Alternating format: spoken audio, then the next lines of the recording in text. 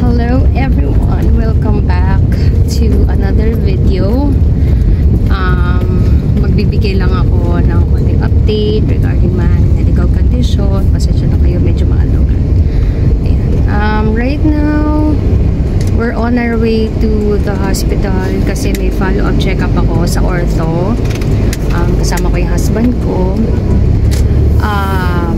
If you could remember dun sa last video ko, I already started my physical therapy kasi yung sakit ko sa upper back, yun yung tinitreat sana, and okay naman, nag-improve naman, na-lessen yung pain, nakakakilos na ako ng maayos.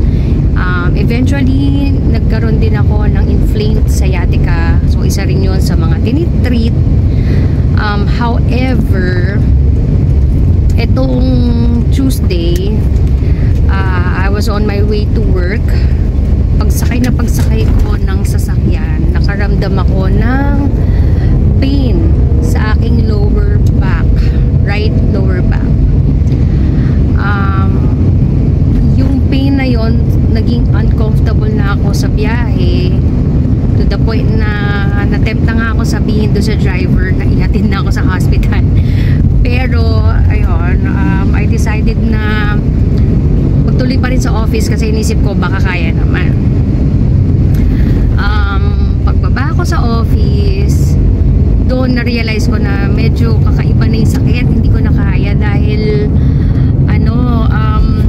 ayusin natin yan. Even yung pagbaba ko ng bag ko, nag-ask na ako ng help doon sa co-workers ko. Tapos pati yung pag-upo sa chair, inalalayan na nila ako. Maski yung hawak kong tumbler, pinalapag ko na sa desk ko kasi hindi ko rin maiangat itong aking arms. So nung nag-work na ako, syempre sa computer, medyo nahihirapan na talaga ako every time na igalaw ko yung mouse, using my arms, my hands. Nagra-radiate siya dun sa lower back pain. So hindi ba to alam ng ng line manager ko, hindi ko naman pinasabi kasi. And then nung first break na, ayun na, hindi na ako makatayo sa upuan.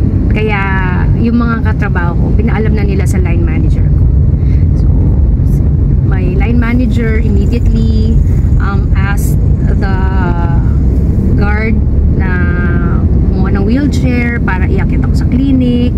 And then noon, talagang maski pagtayo ko sa chair, paglipat sa wheelchair to the bed, talagang inalalayan ako ng guard kasi talagang masakit, iba yung pain.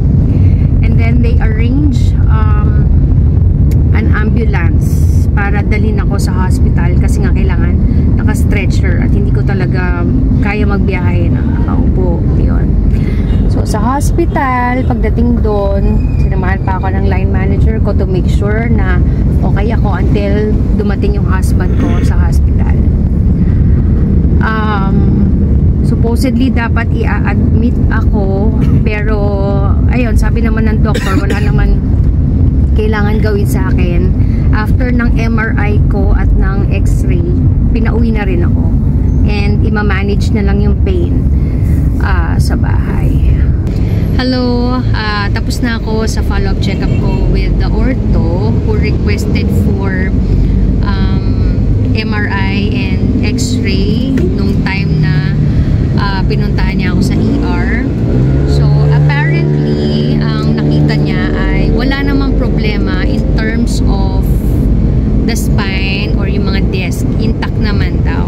Ang nakikita lang niya na possible cause ng aking back pains ay something na meron sa spine, which is tinitignan niya as possible kalat ng cancer cells, given that I have the history of breast cancer.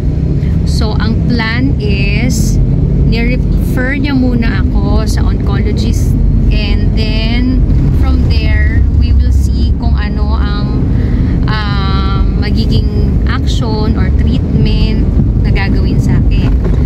So in terms of kung talaga bang ito ay metastasis or kalat sa buto, hindi pa final until ito ay ko-confirm ng oncologist, which in-explain nga ng ortho na since I have breast cancer history, yun muna ang kumbaga head na titingin sa aking condition ngayon.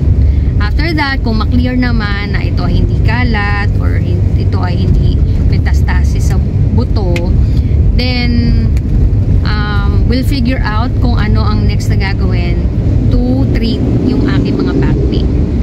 I will surely give you an update kung ano man ang magiging result or magiging confirmation ng doctors ko, ng oncologist dito sa condition ko ngayon. But for now, nothing is final yet, and hopefully ito ay hindi naman nga kalat sa buto. Yun lang, until my next video. Thank you so much for watching this one, and kung di ka pa subscriber, subscribe na, and I'll sure to give an update everyone.